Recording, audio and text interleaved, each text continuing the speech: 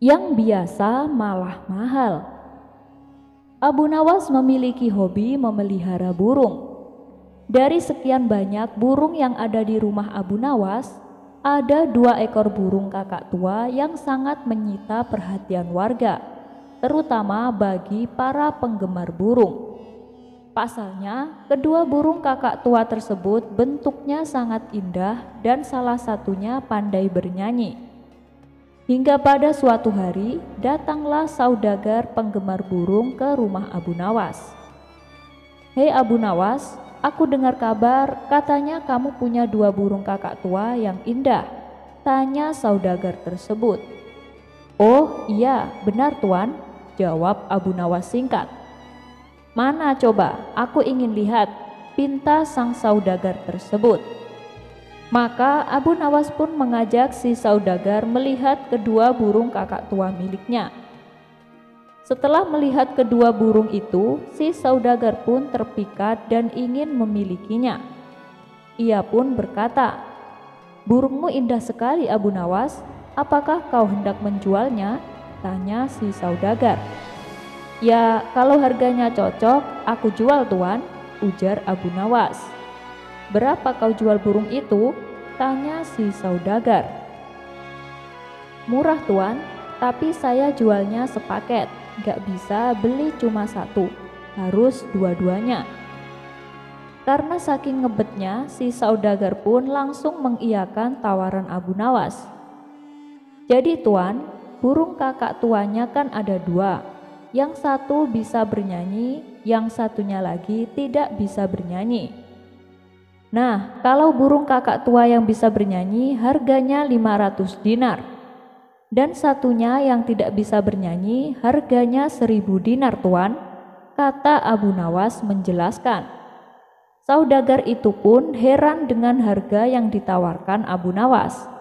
Ia lalu bertanya kepadanya, "Abu Nawas, kenapa burung yang tidak bisa bernyanyi malah harganya lebih mahal?"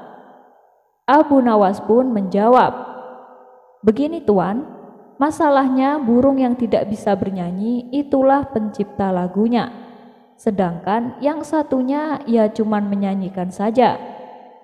Si saudagar kaya itu pun geleng-geleng kepala mendengar penjelasan Abu Nawas, dan kemudian menyerahkan uang 1.500 dinar dengan ekspresi heran dan masih menggeleng-gelengkan kepala. Dan kabarnya sampai saat ini pun masih geleng-geleng kepala karena heran dengan akal cerdik Abu Nawas. Sop pedas istri Abu Nawas. Abu Nawas memang bukanlah orang yang kaya raya. Lebih tepatnya, ia hanya untuk memenuhi kebutuhan pokoknya sehari-hari bisa dikatakan sangat tercukupi. Tapi untuk kebutuhan terpenuhi. Ia tidak mempunyai barang mewah dan makanan mewah di rumahnya. Semua serba cukup dengan kadar yang sederhana. Namun, nasib apes menimpa Abu Nawas. Tidak ada hujan, tidak ada angin, sang istri tiba-tiba minta dibelikan kalung. Hal ini membuat Abu Nawas pusing 7 keliling. Bagaimana mungkin ia bisa memenuhi keinginan istrinya? Untuk membeli makanan mewah saja ia tidak mampu, apalagi membelikan perhiasan kalung. "Wahai istriku, maafkan aku tak mungkin bisa memenuhi keinginanmu. Kan kamu tahu sendiri, kita keluarga sederhana yang hidupnya hanya pas-pasan," tutur Abu Nawas dengan lemah lembut. Namun keputusan Abu Nawas ini ternyata membuat istrinya tidak terima, karena ia sangat menginginkan perhiasan kalung. Dan selama ini ia merasa tak pernah menuntut apapun, tak pernah meminta yang macam-macam. Ia hanya ingin kali ini saja permintaannya dituruti. Entah bagaimana caranya, pokoknya ia ingin dibelikan kalung. Tapi lagi-lagi Abu Nawas tak berani mengiyakan. Ia hanya meminta istrinya supaya bersyukur dengan apa yang ada. Marahlah istri Abu Nawas. Ia terus ngomel dan memarahi suaminya. Tak tahan dengan omelan sang istri, Abu Nawas lalu pergi meninggalkan rumah. Istrinya yang masih marah kepada Abu Nawas berniat membalas dengan memasak sop yang sangat pedas. Saat malam tiba, Abu Nawas pun pulang. Sang istri pura-pura tersenyum hangat menyambut kedatangannya. Abu Nawas lalu diajaknya duduk di meja makan. Kemudian sang istri menghidangkan sop yang pedas tersebut. Melihat sikap istrinya yang sudah tidak marah lagi, Abu Nawas tersenyum ceria. "Kamu memang istri yang solehah," puji Abu Nawas. Tapi sungguh malang, sang istri lupa dengan jebakannya sendiri. Ia menyendok sop pedas itu ke dalam piringnya dan memakannya. Air mata pun meleleh di kedua pipinya karena rasa pedas yang luar biasa. Abu Nawas seketika itu kaget dan heran melihat istrinya tiba-tiba menangis sesenggukan. "Kenapa kamu menangis, wahai istriku?" tanya Abu Nawas khawatir. Dengan mengusap air matanya yang menetes di pipi, sang istri menjawab, "Dulu almarhum ibu sangat menyukai masakan sop ini. Setiap kali aku makan sop seperti ini, aku menjadi teringat almarhum ibu. Itulah yang membuat aku menangis," ujar sang istri berpura-pura. "Sudahlah wahai istriku, ibumu itu orang yang baik. Insya Allah ia meninggal dalam keadaan husnul khotimah," balas Abu Nawas menenangkan istrinya. Kini giliran Abu Nawas yang memakan sop pedas itu. Betapa terkejutnya ia, ternyata sop yang ia makan pedasnya bukan main. Dua mata Abu Nawas langsung meneteskan air mata tanpa henti. Bahkan air matanya lebih banyak dari sang istri. Tak mau kalah dengan sandiwara istrinya, Abu Nawas meluapkan rasa pedasnya dengan menangis terisak-isak. "Kenapa kamu menangis, wahai suamiku?" tanya sang istri heran. "Aku juga teringat almarhum ibumu. Kenapa ia meninggalkanmu tanpa mengajak dirimu?" jawab Abu Nawas. Mendengar jawaban Abu Nawas, sang istri yang tadinya jengkel mendadak tertawa terpingkal-pingkal. Keduanya akhirnya rukun dan mesra kembali. Ya, begitulah namanya saja hidup berumah tangga. Pasti ada suka dan ada duka. Tentunya ada juga pertengkaran di dalamnya. Tapi jangan jadikan pertengkaran menjadi perpecahan, apalagi sampai terjadi perceraian. Pertengkaran hanyalah bumbu dalam rumah tangga, karena dengan adanya pertengkaran, kita bisa merasakan betapa nikmatnya kemesraan. Roti penolak miskin. Kita pasti sudah tahu bahwa Abu Nawas merupakan tokoh sufi yang sangat terkenal akan kecerdikannya. Bukan hanya cerdik, tapi ia juga terkenal akan kelucuannya. Hal inilah yang membuat orang-orang merasa betah kumpul bersamanya. Kehadiran Abu Nawas seolah bagaikan magnet. Dimanapun ia berada selalu dikerumuni oleh kawan-kawannya. Dan ternyata di balik tingkah lucunya, Abu Nawas juga merupakan sosok yang sangat dermawan. Meskipun hidup pas-pasan, ia selalu menyisihkan rizkinya untuk orang-orang miskin. Kisah ini bermula ketika ada dua sahabat karib yang mana mereka sama-sama berprofesi sebagai seorang pengemis. Mengetahui akan kedermawanan Abu Nawas, kedua pengemis ini berinisiatif mendatangi rumah Abu Nawas. Maka pergilah kedua orang ini menuju rumah Abu Nawas. Sesampainya di depan rumah, pengemis pertama berkata, "Ya Allah, semoga Engkau memberiku rizki dengan kemurahan-Mu." Dan pengemis kedua pun berkata, "Ya Allah, karena Abu Nawas dermawan, semoga ia mau memberiku rizki." Abu Nawas yang sedang berada di dalam rumah mendengar doa kedua pengemis itu. Ia pun kemudian membukakan pintu.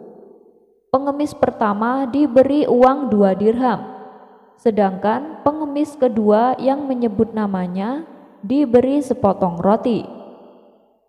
Bila diuangkan, harga sepotong roti itu ternyata setara dengan uang 2 dirham.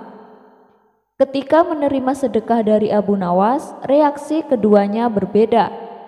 Pengemis pertama tampak ikhlas dan bersyukur, sedangkan pengemis kedua merasa kecewa. "Kawan, kamu diberi apa sama Abu Nawas?" tanya pengemis kedua.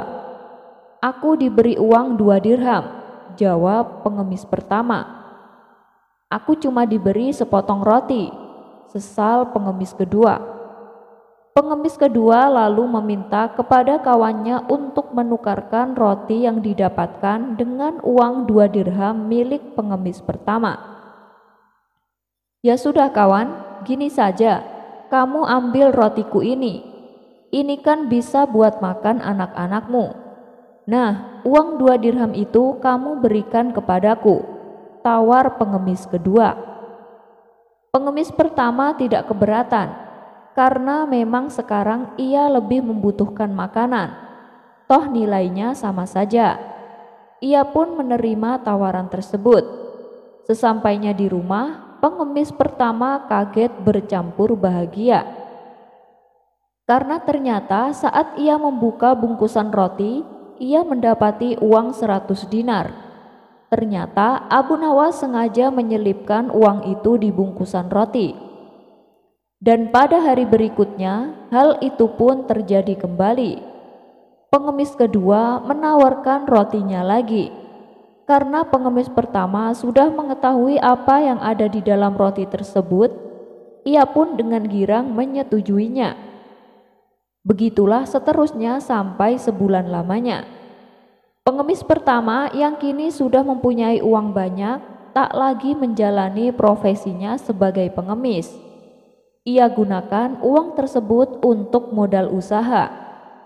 Sedangkan pengemis kedua masih tetap menjalani job desk-nya sebagai pengemis. Hingga pada suatu hari, saat dia kembali mengemis di rumah Abu Nawas bertanya kepadanya, "Emang belum cukup yang aku berikan kepadamu kemarin-kemarin itu?" Dengan sedikit bingung, pengemis kedua menjawab, "Loh, tiap hari Tuan kan hanya memberiku sepotong roti.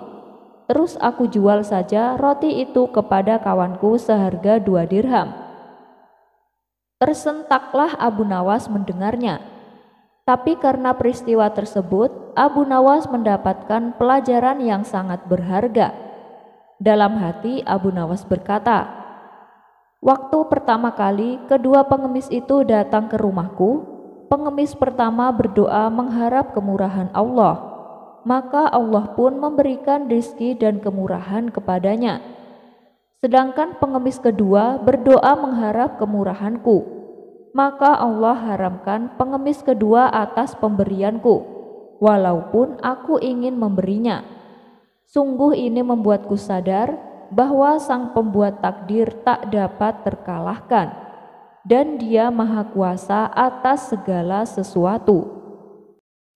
Rela dimangsa macan demi tanggung jawab." Di antara penduduk kota Baghdad, Abu Nawas dikenal sebagai sosok pemberani, pekerja keras, penuh semangat dan giat. Dimanapun Abu Nawas berada, kawan-kawannya berkumpul mengerumuninya. Mereka selalu ingin mendengarkan kisah jenakanya.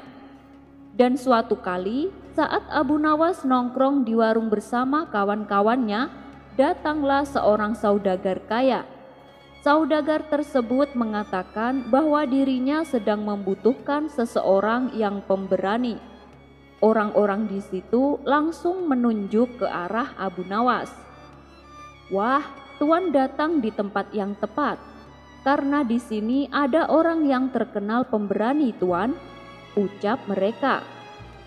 Siapa dan mana orangnya? Tanya si saudagar. Itu dia orangnya, Tuan, jawab mereka sembari menunjuk ke arah Abu Nawas.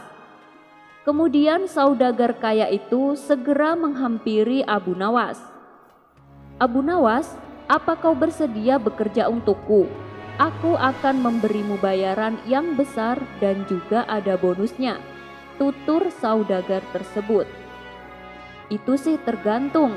Kalau bayarannya cocok, aku siap melakukannya, balas Abu Nawas. Begini Abu Nawas, aku besok akan pergi berdagang ke luar kota.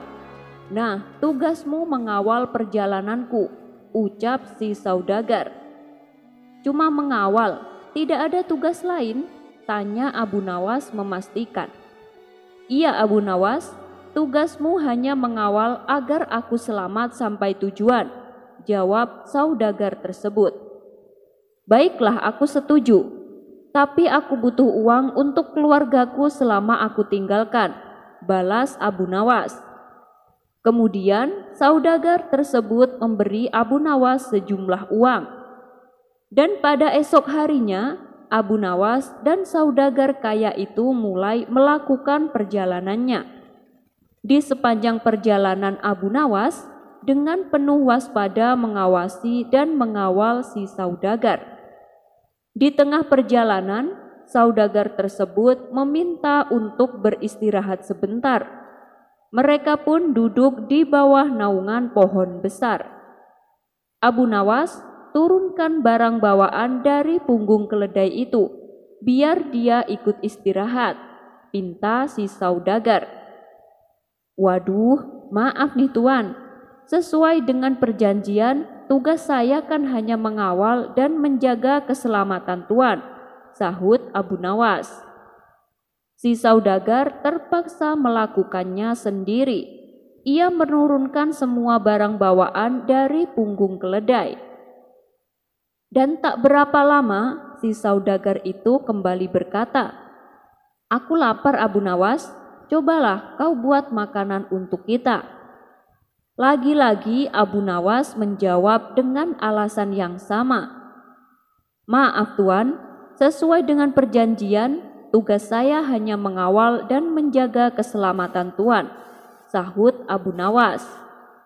Untuk kedua kalinya, si saudagar melakukannya sendiri.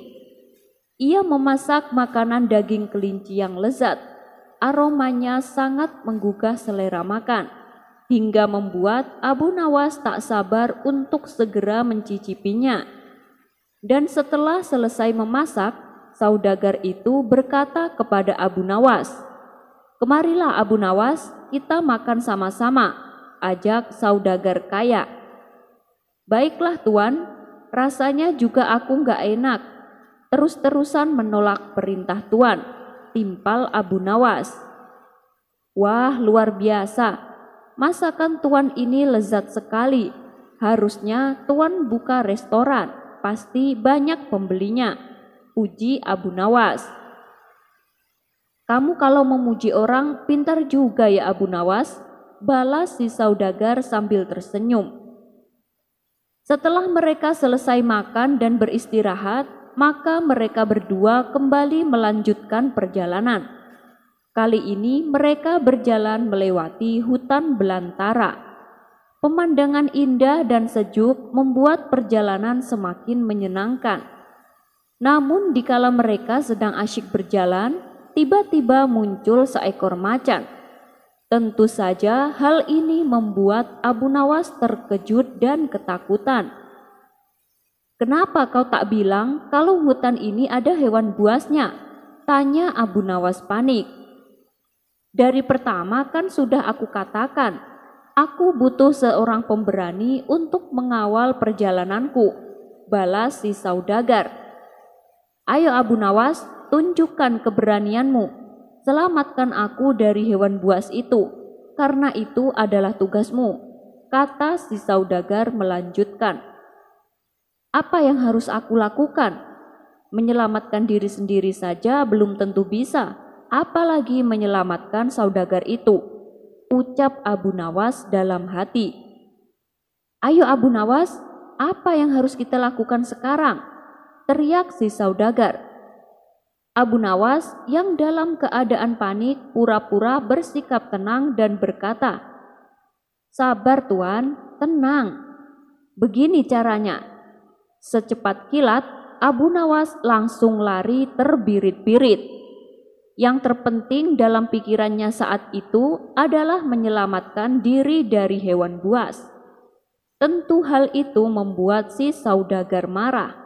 Bukannya melawan si macan untuk menyelamatkannya, tapi malah lari kabur meninggalkannya. Abu Nawas yang lari itu pun menarik perhatian si macan. Si macan segera berlari ke arah si saudagar dan Abu Nawas. Mengetahui macan itu berlari ke arahnya, si saudagar pun takut bukan main. Tapi apalah daya, ia hanya bisa meringkuk di tanah dengan gemetaran dan penuh ketakutan. Sementara Abu Nawas sambil berlari kencang, ia sempat menoleh ke belakang. Ternyata macan itu mengejar dirinya dan meninggalkan si saudagar bersama keledainya. Si saudagar luput dari ancaman binatang buas itu. Ketika merasa dirinya telah aman, si saudagar itu hanya bisa terduduk di bawah pohon. Beberapa kali menghela nafas panjang, detak jantungnya kencang, ketakutan masih menyelimutinya. Dan setelah beberapa saat, si saudagar itu pun sudah tenang dan rasa takutnya sudah hilang. Tapi kini ekspresi wajahnya dipenuhi dengan amarah dan geram. Ia tak habis pikir, kenapa Abu Nawas yang seharusnya menjaganya malah lari kabur meninggalkannya. Dalam hati ia pun mantap akan melaporkan pengkhianatan Abu Nawas itu kepada Tuan Hakim. Tak berapa lama kemudian, datanglah Abu Nawas dengan nafas yang masih terengah-engah. Ternyata Abu Nawas berhasil mengecoh si macan hingga si macan kehilangan jejak. Tapi karena Abu Nawas takut pulang sendirian, ia pun memutuskan untuk kembali kepada si saudagar. Melihat Abu Nawas datang, dengan muka penuh amarah si saudagar itu berkata, Abu Nawas, pengkhianat kamu. Kamu malah lari meninggalkanku. Mendengar bentakan si saudagar itu membuat Abu Nawas sedikit gugup. Tapi ia tak kehabisan akal. Abu Nawas mencoba untuk tenang dan kemudian berkata, tunggu dulu Tuan, Tuan jangan salah paham dulu. Apa Tuan tidak sadar kalau saya itu telah menyelamatkan hidup Tuan? Menyelamatkan hidupku? Yang benar saja. Lari kabur terbirit-birit kamu bilang menyelamatkan hidupku? Tanya si saudagar dengan nada yang masih tinggi. Abu Nawas kemudian mencoba menjelaskan kepada si saudagar dengan ekspresi penuh percaya diri.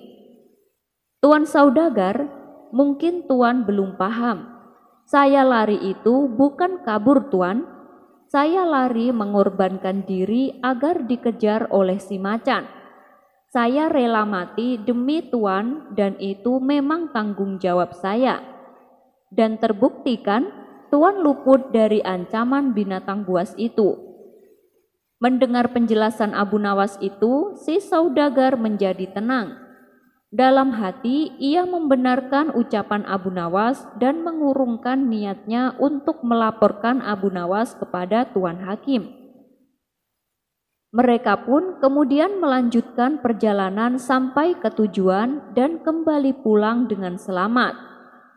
Setelah mereka kembali ke kampung halaman, si saudagar itu menceritakan kepada orang-orang tentang pengalamannya bersama Abu Nawas. Dan tak lupa, ia juga menceritakan pengorbanan Abu Nawas untuk menyelamatkan hidupnya. Tak butuh waktu lama, cerita tentang keberanian Abu Nawas mengorbankan dirinya demi tanggung jawab langsung menyebar ke segala penjuru kota Baghdad. Dan Abu Nawas pun mendapat julukan baru, yaitu Abu Nawas si paling pemberani atau Abu Nawas si paling tanggung jawab. Raja Harun ar-Rasyid murka dengan cara hormat Abu Nawas. Konon, di zaman Raja Harun ar-Rasyid, sebelum ada yang namanya toilet, mereka menggunakan sungai untuk buang hajat. Suatu ketika, sang raja merasa perutnya sedang sakit dan sudah tidak bisa lagi untuk diajak kompromi.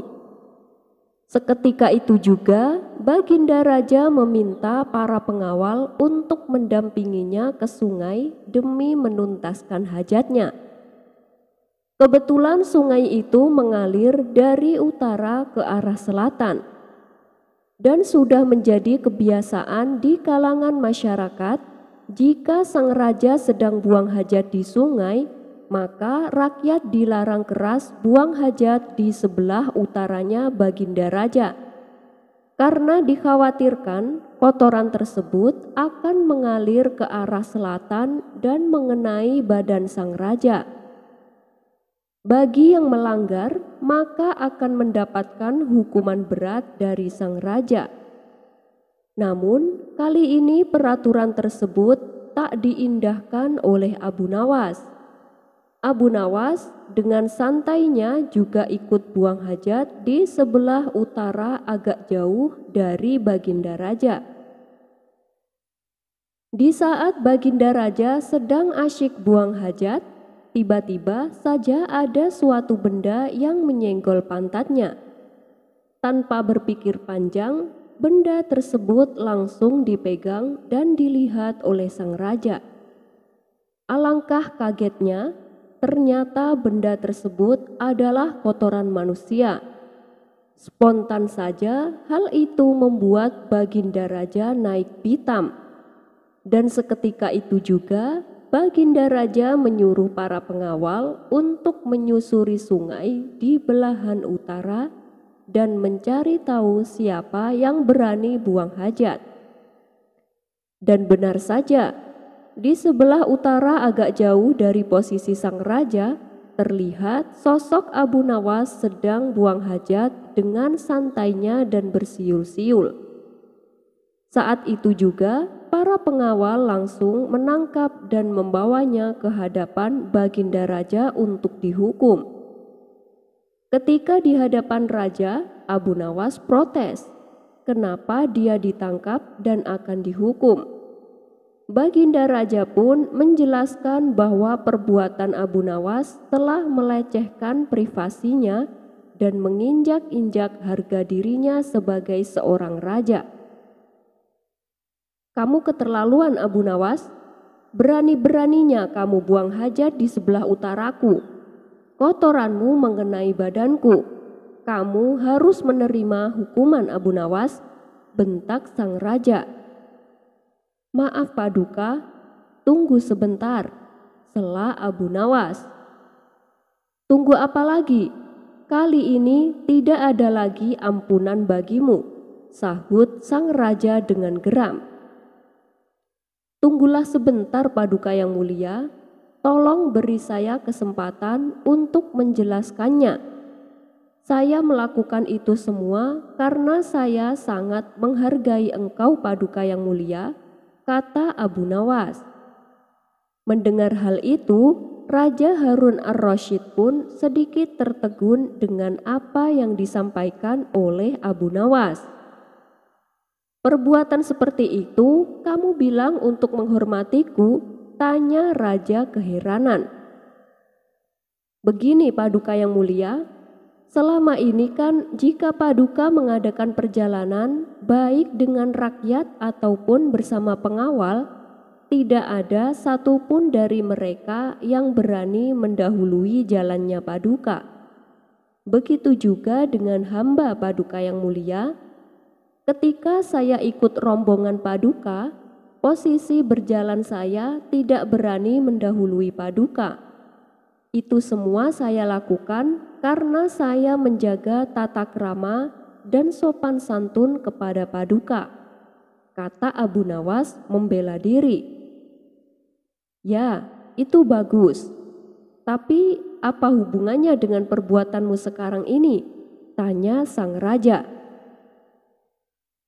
Paduka, saya menghormati paduka itu tidak setengah-setengah. Itu kenapa saya buang hajat memilih di sebelah utara paduka. Karena saya khawatir jika di sebelah selatannya paduka, maka nanti kotoran saya tidak sopan, karena sudah berani berjalan mendahului kotorannya paduka. Itu semua saya lakukan karena rasa hormat saya kepada paduka yang mulia, jelas Abu Nawas. Mendengar penjelasan Abu Nawas, Baginda Raja pun malah tertawa terbahak-bahak. Ia tak jadi marah dan menghukum Abu Nawas.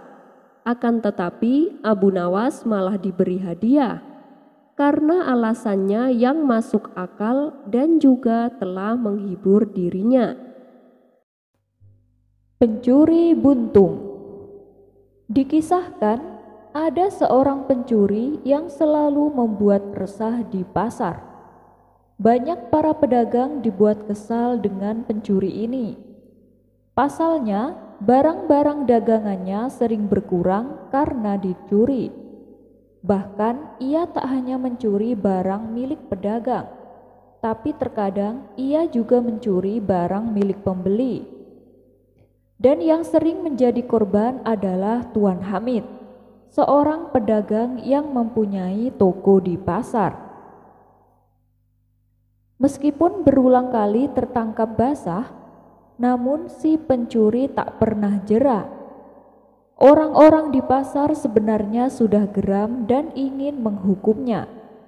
Tapi melihat kondisi tangan kanannya buntung, mereka pun merasa iba dan hanya memberinya teguran. Dengan kekurangannya inilah justru dimanfaatkan si pencuri untuk selalu mengulangi perbuatannya. Lama-kelamaan, orang-orang di pasar tak tahan dengan perilakunya. Tapi mereka bingung bagaimana caranya supaya membuat si pencuri jera. Akhirnya, pada suatu hari, si pencuri kembali tertangkap basah. Ia mencuri barang dagangan milik Tuan Hamid. Orang-orang di pasar pun langsung membawanya ke hadapan Abu Nawas. Bagaimana ini Tuan Abu? Apa yang harus kita perbuat terhadap pencuri ini? Tanya mereka. Kenapa tidak kalian bawa saja ke pengadilan? Biar Tuan Hakim yang memutuskan hukumannya, ujar Abu Nawas. Akan tetapi orang-orang menolak saran tersebut, karena bagaimanapun juga mereka tak tega bila si pencuri harus mendekam di penjara. Alasannya mereka kasihan karena si pencuri buntung tangannya. Mereka hanya ingin supaya Abu Nawas membuat si pencuri menjadi jera atas perbuatannya. Abu Nawas selalu bertanya kepada Tuan Hamid selaku korban pencurian. Tuan Hamid, berapa kerugian yang kau alami? Tuan Hamid pun menjawab, kerugiannya sih tidak berapa, tapi dia mencurinya hampir tiap hari. Kemudian Abu Nawas bertanya kepada si pencuri, sudah berapa kali kau tertangkap? Si pencuri dengan santainya menjawab, ya sudah sering Tuan Abu. Oh begitu, oke. Jadi karena kau telah melakukan banyak kesalahan, maka aku akan memberimu hukuman, kata Abu Nawas. Hukuman? Hukuman apa? Tanya si pencuri terkejut. Hukumannya yaitu 100 kali cambukan, jawab Abu Nawas. Sontak si pencuri langsung ketakutan. Apa? Tuan Abu sungguh tega. Saya ini kan orang cacat Tuan Abu. Lihatlah, tangan kanan saya buntung, balas si pencuri. Itu gak usah khawatir, saya akan berbuat seadil-adilnya. Hukumannya nanti dibagi 2 dengan Tuan Hamid, timpal Abu Nawas. Maksudnya bagaimana Tuan Abu? Tanya si pencuri tak mengerti. Jadi gini, 100 cambukan yang akan kau terima akan dibagi 2 dengan Tuan Hamid. Jadi masing-masing mendapatkan 50 cambukan. Jelas Abu Nawas. Mendengar penjelasan Abu Nawas tersebut, dalam hati si pencuri berkata, dengan adanya hukuman ini, tidak akan ada lagi korban yang mau melaporkanku, karena sama-sama akan mendapatkan hukuman. Pikirnya. Oh begitu, baiklah saya setuju, sahut si pencuri. Tuan Hamid yang mendengar hal itu tentu saja menolaknya. Adil apanya? Masa aku yang menjadi korban harus menerima sebagian hukumannya? Protes Tuan Hamid. Sudah, Anda turuti saja perintahku, balas Abu Nawas. Awalnya Tuan Hamid sangat keberatan, tapi ia menangkap sesuatu yang lain atas rencana Abu Nawas. Kemudian Abu Nawas memberikan cemeti dan meminta Tuan Hamid untuk mencambuk si pencuri sampai 50 kali. Si pencuri pun berteriak kesakitan. Setelah selesai menjalani hukuman, kini giliran si pencuri yang akan mencambuk Tuan Hamid. Kurang ajar, sakit sekali tubuhku. Akan kubalas dengan lebih keras lagi, pikir si pencuri. Sambil menahan rasa sakit, ia pun segera mengambil cambuk dan hendak membalas perlakuan Tuan Hamid. Namun, ketika ia akan melakukan aksinya, Abu Nawas buru-buru mencegahnya. Tunggu dulu, bukankah dari awal aku sudah bilang, aku akan berbuat adil terhadap kalian? Tapi kenapa kau melanggarnya? Tukas Abu Nawas. Melanggar bagaimana? Sekarang kan giliranku untuk mencambuknya, balas si pencuri. Iya benar, tapi sewaktu Tuan Hamid mencambukmu, dia memakai tangan kanan kan? Kenapa kau menggunakan tangan kiri? Itu sama sekali tidak adil, protes Abu Nawas. Terus bagaimana ini? Tangan kanan saya kan buntung Tuan Abu? Tanya si pencuri. Ya aku gak mau tahu, dan aku tidak akan membiarkanmu mencambuk Tuan Hamid menggunakan tangan kiri, ujar Abu Nawas. Akhirnya si pencuri pun tak bisa berbuat apa-apa. Ia hanya bisa pasrah menjalani hukuman yang telah ia terima. Hei pencuri, kalau kamu sampai mencuri lagi, kamu akan mendapatkan hukuman sama seperti ini, ancam Abu Nawas. Dan sejak saat itu, si pencuri yang bertangan buntung menjadi jera dan tak mencuri lagi. Pemuda soleh dan iblis. Diceritakan, ada seorang pemuda yang soleh. Dia rajin beribadah dan mengikuti majelis ilmu setiap selesai sholat maghrib. Ketekunannya dalam beribadah serta menuntut ilmu ini membuat sang iblis tidak suka. Berbagai macam cara godaan yang dilakukan iblis tidak membuat si pemuda terperangkap masuk ke dalam jebakannya. Ia tetap rajin mengikuti majelis ilmu setiap sehabis sholat maghrib. Hingga suatu saat, iblis memakai cara tipu muslihat yang luar biasa. Ia menyamar sebagai malaikat di hadapan si pemuda. Kala itu, saat si pemuda hendak menunaikan sholat maghrib, iblis yang menyamar sebagai malaikat mencegatnya di tengah jalan. Wahai pemuda soleh, maukah kau ikut denganku? Kata iblis menawarkan. Si pemuda merasa takjub melihat makhluk di depannya yang sangat bercahaya. "Siapa kamu?" tanya si pemuda. "Saya malaikat yang diutus oleh Allah untuk membahagiakanmu," jawab iblis mencoba menggodanya. "Kemanakah engkau akan membawaku?" tanya si pemuda. "Aku akan mengajakmu berjalan-jalan ke surga, karena engkau adalah pemuda yang paling tekun menghadiri majelis ilmu dan beribadah. Sudah sepantasnya lah engkau mendapatkan keistimewaan ini," jawab iblis laknatullah. Kali ini si pemuda masuk ke dalam perangkap tipu daya iblis. Ia pun dibawa oleh iblis ke suatu tempat yang disulapnya seperti surga.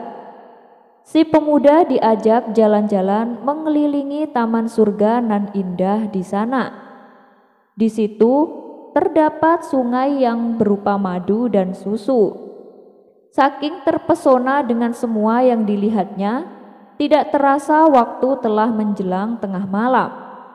Iblis yang menyamar sebagai malaikat berkata kepada si pemuda, "Wahai pemuda, ini sudah menjelang malam. Sekarang waktunya untuk pulang," ajak iblis.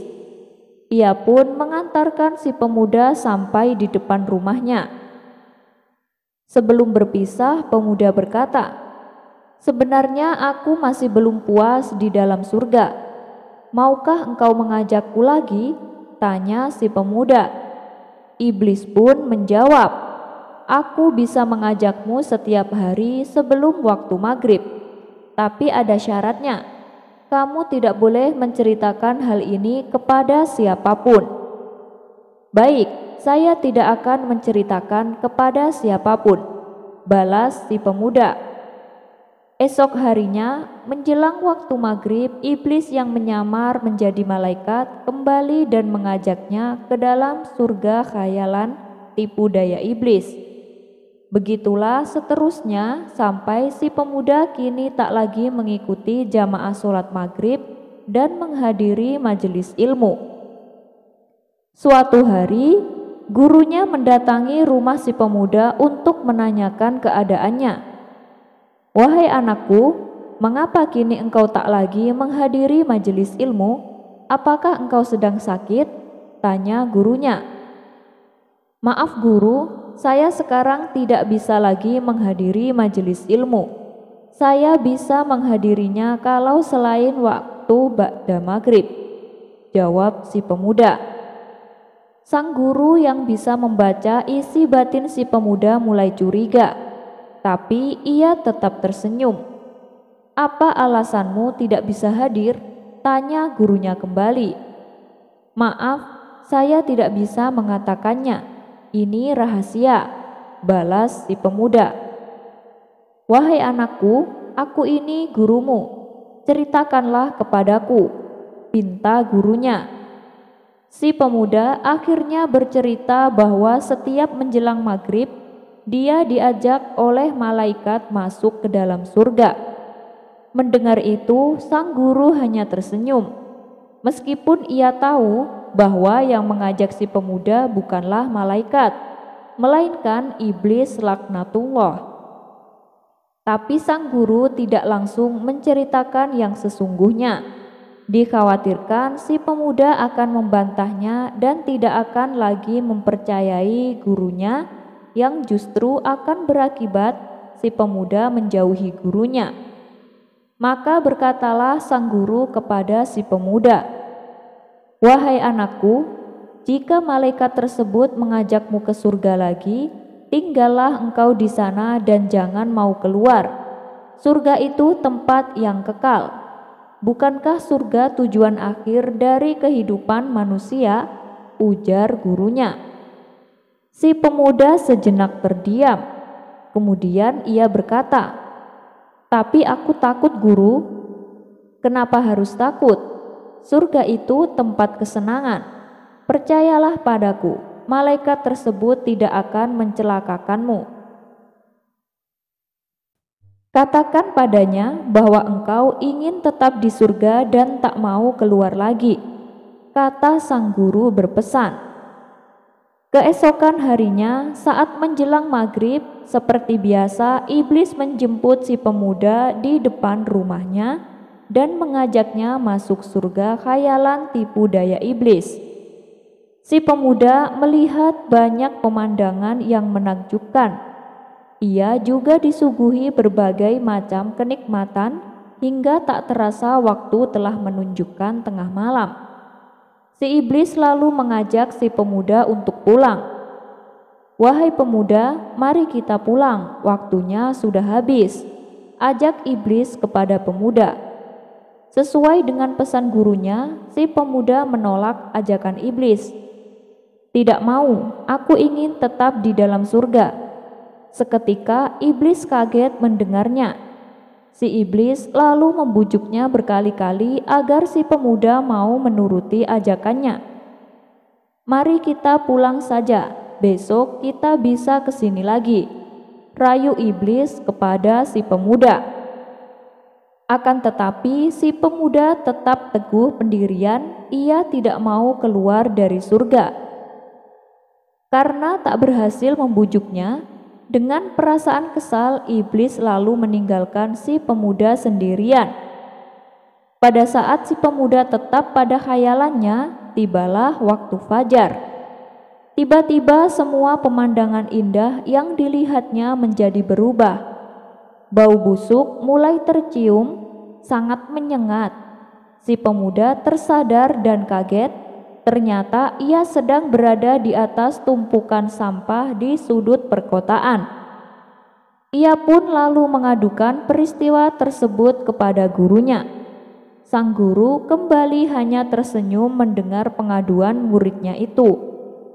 "Sebenarnya aku sudah tahu dari awal, tapi aku sengaja tidak menceritakan yang sesungguhnya, karena engkau pasti akan membantahnya dan malah menjauhi aku. Sesungguhnya sosok yang kau anggap malaikat itu sejatinya adalah iblis. Ia sengaja menggoda engkau agar tidak menghadiri majelis ilmu. Wahai anakku, inilah surga yang sesungguhnya, yaitu menghadiri majelis ilmu. Rasulullah Shallallahu Alaihi Wasallam bersabda, jika kamu melewati taman surga, maka hendaklah engkau duduk di situ. Dan yang dimaksud taman surga oleh Rasulullah adalah majelis ilmu," kata sang guru menjelaskan. Menangislah si pemuda mendengar penjelasan gurunya. Ternyata selama ini ia telah masuk perangkap tipu daya iblis. Dan sejak saat itulah si pemuda berjanji akan lebih giat menghadiri majelis ilmu. Kisah ini diceritakan oleh Habib Umar bin Muhammad bin Hafid saat beliau mengisi ceramah di suatu majelis. Abu Nawas dan Abu Jahil hampir akur. Perseteruan antara Abu Nawas dan Abu Jahil seakan tiada habisnya. Meskipun berulang kali Abu Nawas mengalah, Abu Jahil selalu saja membuat ulah. Sehingga mau tak mau Abu Nawas terpaksa meladeninya. Dan tentu sudah bisa ditebak Abu Jahillah yang menanggung kekalahan. Akan tetapi dengan kekalahannya ini malah membuat Abu Jahil semakin geram dan berusaha untuk membalasnya. Kabar perseteruan keduanya ini pun akhirnya sampai ke telinga Baginda Raja. Lalu terbesit di benak sang raja untuk mendamaikan mereka berdua. Maka dipanggillah keduanya ke istana supaya menghadap Baginda Raja. "Abu Nawas, Abu Jahil, kalian berdua ini kan hidup bertetangga. Kenapa sih selalu bermusuhan?" tanya Baginda Raja. "Ampun Paduka yang mulia, tapi bukan saya yang memulainya. Abu Jahillah yang selalu mengganggu saya," jawab Abu Nawas. "Wah, jangan fitnah kau Abu Nawas, justru kamu yang selalu membuatku jengkel," bantah Abu Jahil. Keduanya pun lalu bertengkar hebat, saling menyalahkan satu sama lain. Sudah, Kalau begini caranya, kalian berdua tidak akan bisa akur, bentak Baginda Raja.